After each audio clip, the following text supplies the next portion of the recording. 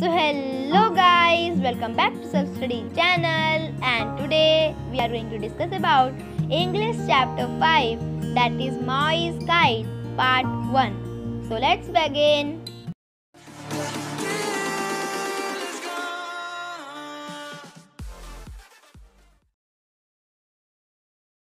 Unit 5, Maui's Kite. Long ago in Hawaii, people told stories to explain the wonders of nature. Long ago मतलब बहुत पहले हवाई में people story सुनाते थे और एक्सप्लेन करते थे कि वंडर्स ऑफ नेचर मतलब कितना अच्छा है नेचर और कितना स्ट्रॉन्ग है nature. This story is about Mavi who wanted to tame the wind. ये स्टोरी मावी के ऊपर है जो कि टेम करना चाहती थी विंड को, मतलब कंट्रोल में लाना चाहती थी विंड को. One morning Mavi decided that he had to build a kite. एक सुबह मावी डिसाइड की कि उसको एक काइट बनाना है. And what a kite he build. His mother gave him her largest strongest piece of cloth. और वो कितना अच्छा काइट बना दिया. उसके मम्मी ने उसे सबसे बड़ा सा क्लॉथ दिया था, क्लॉथ का पीस, और सबसे स्ट्रॉन्ग क्लॉथ का पीस दिया था. For the cross pieces he used sticks of bamboo. और जो काइट में क्रॉस पीसेस होता है, ये इमेज में जैसे शो किया हुआ है, ये इसी को यहाँ पे क्रॉस पीसेस बोला जाता है. Sticks cross together to form the frame of the kite. तो वो जो स्टिक होता है काइट में, वो बैम्बू का स्टिक से बनाया था. And he cut branches from the olona shrub to make a strong rope. और वो बहुत सारा ब्रांचेस भी कट किया था ओलना श्रब से ताकि वो स्ट्रॉन्ग रोप बना सके. वो स्ट्रॉन्ग काइट का बहुत भारी काइट था, तो फिर ऑब्वियसली उसको उड़ाने के लिए बहुत स्ट्रॉन्ग रोप का ज़रूरत होगा, तो फिर वो ब्रांचेस का यूज़ की थी वो काइट का रोप बनाने के लिए. किया था वो काइट का रोप बनाने के लिए. Mawi's kite was a work of art. Mawi का जो काइट था वो आर्ट का एक अद्भुत कला था. He told himself I must get a special wind to fly my kite. और वो अपने आप में सोचा कि मुझे एक स्पेशल विंड का ज़रूरत होगा ताकि मैं अपना काइट को उड़ा सकूं. I will go to the keeper of the wind. मैं कीपर ऑफ द विंड के पास जाऊंगा. She will let me have the perfect wind to make my kite fly really high. और वो मुझे परफेक्ट विंड देंगी ताकि मैं अपना काइट को सबसे ऊंचा उड़ा सकूं. His friends happily gathered around to help him carry his kite to the keeper of the winds. और उसके फ्रेंड्स उसको खुशी खुशी उसके साथ गए और उसका हेल्प किए काइट को कैरी करने में कीपर ऑफ द विंड तक. As the group paraded through the village. और वो जो ग्रुप था वो मावी का, वो विलेज से होते हुए जा रहा था. Everybody left their work and came to watch. और जैसा कि वो लोग विलेज में होते हुए जा रहा था विलेज से, तो फिर जितना भी वहाँ पे लोग था, वो लोग जो काम कर रहा था, वो लोग अपना सब काम छोड़कर मावी और उसके ग्रुप के साथ चला गया देखने के लिए कि वो उस अपना काइट को कैसे उड़ाती है. When the group finally approached the cave of the winds, they could see the keeper of the wind sitting by the entrance. और जब वो लोग finally cave of the winds के पास गए जहाँ पर विंड को पकड़ कर रखा जाता है, तो फिर वहाँ पे वो लोग देख सकते थे कि keeper of the wind entrance पे बैठी हुई है, मतलब गुफा के घुसने के जगह पर बैठी हुई है. और वो लोग जब पूरा ग्रुप वहाँ पे फाइनली पहुँच गया, मतलब बहुत बड़ा सा वो लोग का ग्रुप हो गया था, बहुत सारे लोग थे, तो यहीं पे वो बोल रहा है कि एक एक करके सब लोग आराम से वहाँ पे आके पहुँचे और फिर वो लोग केव ऑफ द विंड को देख सकते थे और फिर कीपर ऑफ द विंड को भी देख सकते थे एंट्रेंस पे बैठे हुए. O keeper of the winds cried Mawi, please bring Ipu इकी.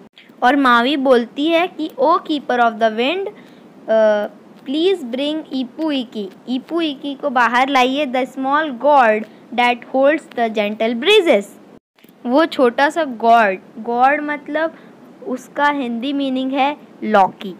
That holds the gentle breeze, और वो जो छोटा सा गॉड है वो जो कि जेंटल ब्रीज को होल्ड करता है, मतलब बहुत ही जेंटल हवा को वो पकड़ कर रखता है। And let us fly a kite, और हम लोग को अपना काइट फ्लाई उड़ाने दीजिए वो जेंटल ब्रीज से जो ईपू इकी पकड़ कर रखता है वो God. The keeper was a wise old women, she knew that the gentle winds of Ipu Iki would play kindly with the boy, so she went into her cave and returned carrying a small gourd and singing her song। और वो जो keeper of the wind थी वो एक बूढ़ी सी औरत थी और एक बहुत ही दयालु और वाइज औरत थी। She knew that the gentle winds of Ipu Iki, मतलब वो जानती थी कि जो ईपू इकी है विंड, जो ईपू इकी जो गॉड है जो जेंटल विंड्स को पकड़ के रखता है, वो ये लोग के साथ काइंडली खेलेगा, मतलब बहुत दयालु पूर्वक मावी और उसके फ्रेंड्स के साथ खेलेगा। सो सी वेंट इनटू हर केव, और फिर वो अपने केव में गई और फिर गॉड वो ईपू इकी को लेकर आई, carrying a small god and singing her song, और वो एक छोटा सा गॉड लेके आई और वो अपना गाना गाते गाते लाई, मतलब चैंट, मतलब मंत्र। तो फिर उसका मंत्र था ओ विंड सॉफ्ट विंड ऑफ हिलो, wind from the God of everlasting winds, come from ईपू इकी, ओ विंड सॉफ्ट विंड ऑफ हिलो, कम जेंटली कम मिल्डली। ये उसका मंत्र था ताकि वो जो ईपू इकी था वो विंड में, वो ईपू इकी से वो विंड बाहर आ जाए। The lid of the god began to stir, और फिर वो जो लिड था वो हिलने लगा धीरे धीरे, और फिर and the keeper carefully opened it, और फिर वो जो कीपर ऑफ द विंड थी वो धीरे धीरे वो लीड को खोली। वो लीड मतलब वो जो गॉड है वो जो ये आप इमेज में देख सकते हैं, ये जो वो खोली तो फिर ऊपर का जो पार्ट है इसका उसी को यहाँ पे लीड बोल रहा है, और ढक्कन उसका मीनिंग है। तो फिर वो खोली धीरे धीरे ताकि विंड बाहर आ सके।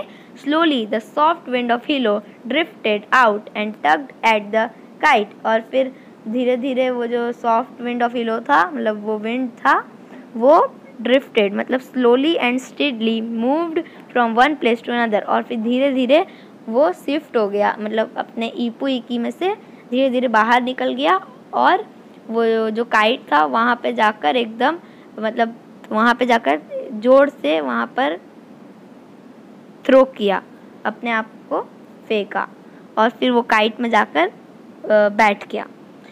Mavi let out some cord and he and his friend cheered at the kite, soared like a great bird over the sea, और फिर जो मावी था वो धीरे धीरे कॉर्ड को निकाला, मतलब कॉर्ड मतलब जो वही रस्सी का बात कर रहा है, जिस जो ब्रांच से वो अपना रस्सी बनाई थी काइट का, वो निकाली वो ब्रांच, और फिर उसके फ्रेंड चिल्लाने लगे, मतलब चीयर करने लगे ये ऐसे करके काइट पर, और क्योंकि वो लोग इसलिए चीयर करने लगे क्योंकि वो जो काइट था वो एकदम जल्दी जल्दी ऊपर स्काई में पूरा जाने लगा, एक बर्ड के तरह, जैसे वो बहुत बड़ा सा ग्रेट बर्ड उड़ती है तो फिर वैसे ही वो बर्ड जैसे जाता है वैसे ही वो काइट भी बहुत जल्दी जल्दी स्काई में जा रहा था ओवर द सी, और सी के तरफ भी वो धीरे धीरे पूरा जल्दी जल्दी जाने लगा।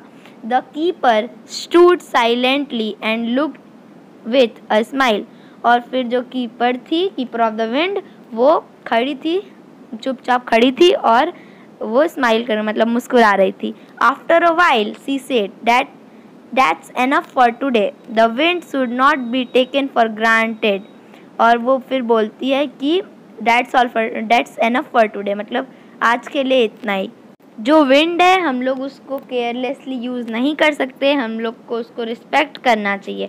They will respect you if you respect them, वो लोग भी तुमको रिस्पेक्ट करेंगे अगर तुम लोग उसको रिस्पेक्ट करोगे। After a few moments of silence, कुछ देर साइलेंस के बाद, मतलब कुछ देर सब लोग चुप रहा, और फिर Mavi nodded and said yes O keeper of the wind, call your wind back to you, और फिर कुछ साइलेंस के बाद मावी अपना सिर हिलाया और बोला हाँ कीपर ऑफ द विंड, आज के लिए इतना काफ़ी है, अपना विंड को वापस बुला लीजिए।